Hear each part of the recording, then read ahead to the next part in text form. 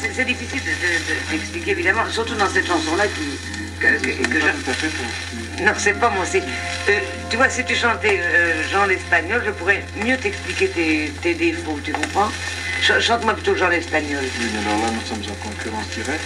Oh ben, qu'est-ce que tu veux, tant pis, tu m'as pas une raison. Je vais te dire, attends, les choses que je peux t'expliquer.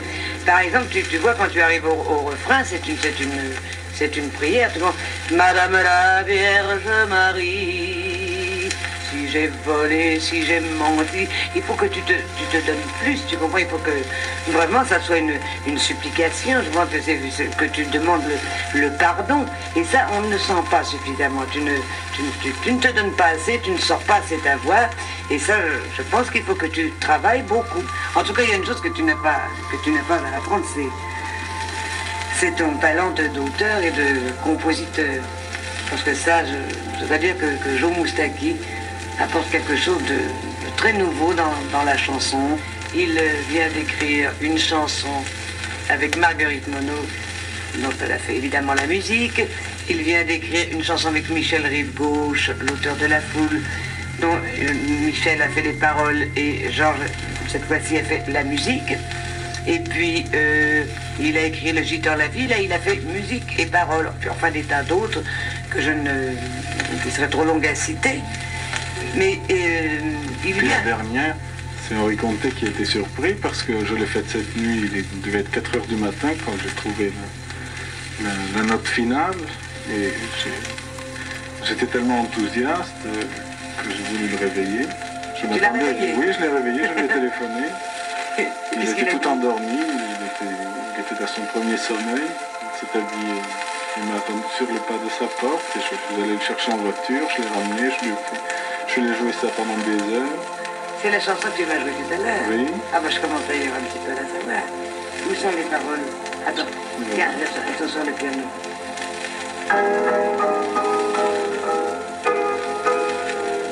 T'es beau, tu sais, et ça s'entend dans ce que tu passes. Il y a évidemment une chose qu'on a oublié de souligner, c'est que les paroles sont dans le comté. Oui, c'est la raison pour laquelle je l'ai réveillé d'ailleurs.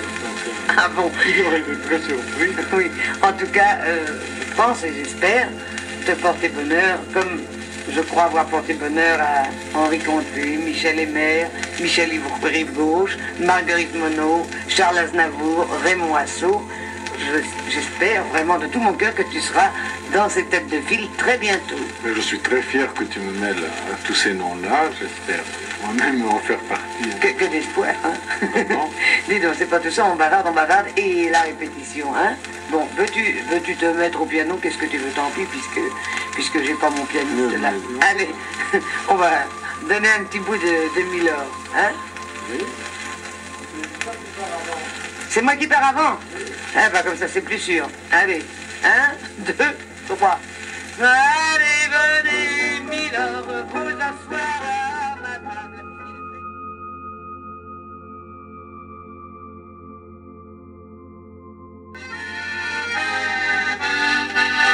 Une fois de plus, Édith Piaf est revenue.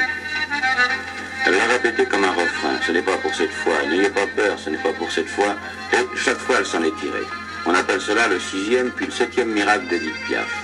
Il y en aura encore sûrement bien d'autres. Édith est revenue de sa tournée suicide. C'est à Dreux qu'elle s'écroula. Les gens qui étaient dans la salle n'oublieront jamais cette soirée. Elle chanta ses 14 chansons puis donna l'impression de se tenir sur le pont d'un bateau ivre.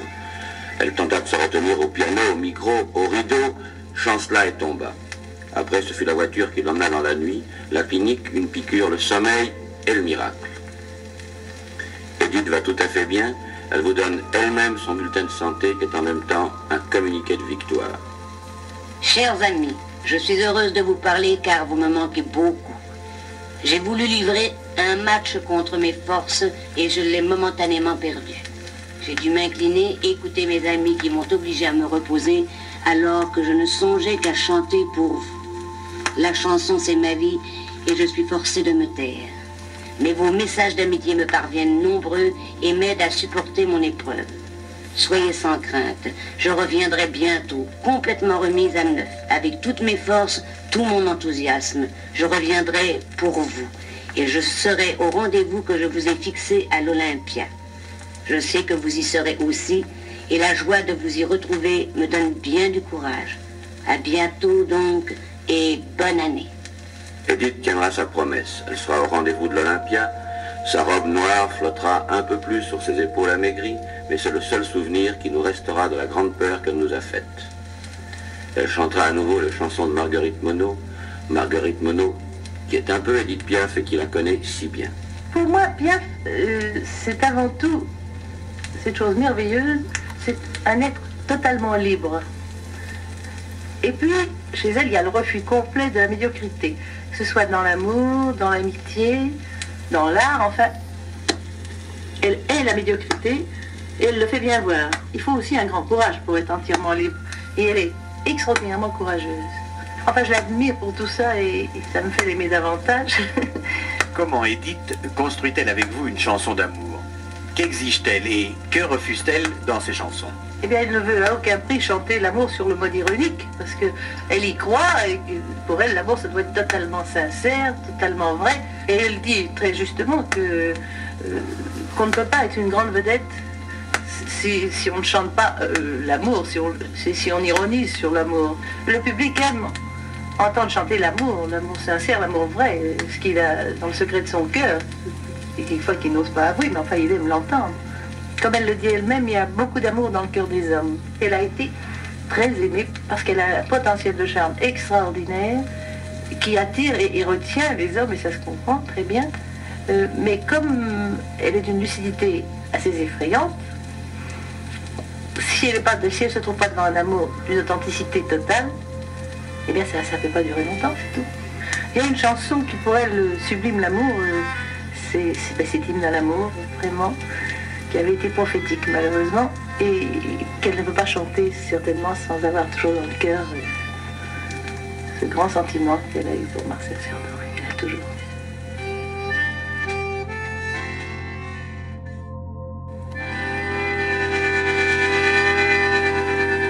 Pour ce grand retour que nous attendons tous, avez-vous préparé avec elle de nouvelles chansons?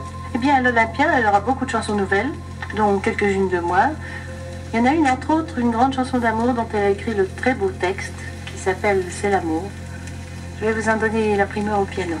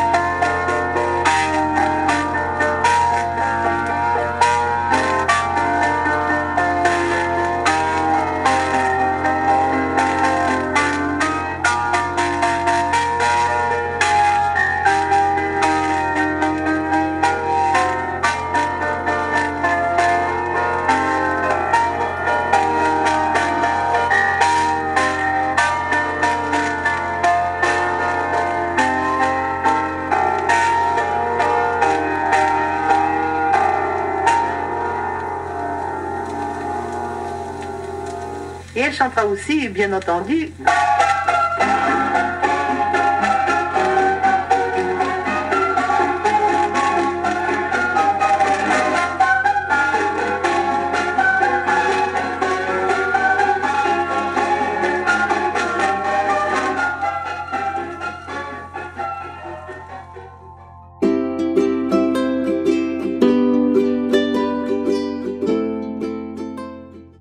Charles Dumont de chanter, non seulement pour qu'il présente ses propres chansons aux artistes, mais aussi pour que le public en profite. À celui qui m'a tout apporté dans mon nouveau tour de chant et dans ma résurrection, à celui qui restera pour moi comme le symbole de l'éveil en moi, de mon vrai moi, je me devais de lui offrir quelque chose. Personne mieux que lui ne chante ses chansons. Il y met tant de cœur, tant de sentiments, que cela paraît presque incroyable. À mon avis, il reste peu d'interprètes de la chanson. Charles Dumont en est un. Cela sommeillait en lui et il fallait quelqu'un pour lui révéler.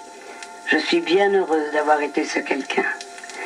S'il ne se décourage pas devant les difficultés de ce métier à la fois terrible et merveilleux, s'il ne se laisse pas dominer par le trac, s'il me fait une entière confiance comme l'ont fait Paul Meurice, Eddie Constantine, Charles Aznavour, les compagnons de la chanson, Yves Montand, alors il sera un des rares interprètes de la chanson. La chanson a besoin de lui.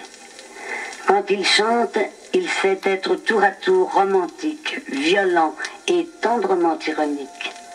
Sa principale qualité est la sincérité. Je crois en l'interprète comme j'ai cru au compositeur. Et mon Dieu, je ne me suis pas tellement trompée en prenant seulement une de ces chansons qui m'a fait tant de bien à tous les points de vue. Non, je ne regrette rien. Charles Dumont va nous chanter une chanson dont il a fait la musique évidemment et qui s'intitule « La fille qui pleurait dans la rue ».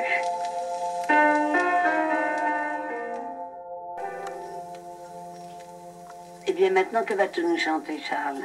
Qu'allons-nous chanter, puisque tu chantes avec moi dans cette chanson? Ah oui, c'est vrai, nous chantons ensemble aussi. Cette chanson, tu sais, dont tu m'as écrit les paroles. Ah oui, les amants.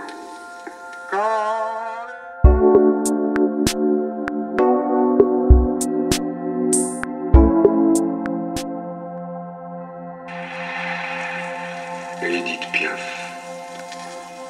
un nom magique, un nom fait d'amour, de sensibilité, d'émotion. Elle n'a jamais honte de dire qu'elle aime.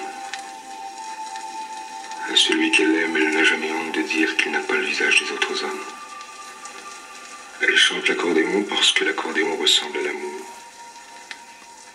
Il meurt dès qu'il n'est plus entre deux bras. Sa voix s'éteint dès que s'arrête sur ses reins d'ivoire la danse des doigts fiévreux. Elle a une robe noire comme les ouvreuses des cinémas de quartier.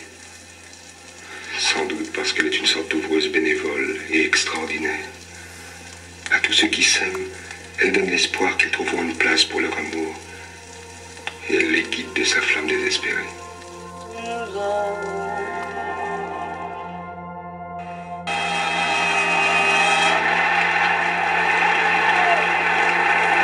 Lorsqu'une nouvelle fois elle est sortie de la nuit, on lui a apporté le plus beau cadeau, son dernier disque. Quelques chansons si déchirantes qu'on ne pouvait pas les appeler autrement que le cri du cœur.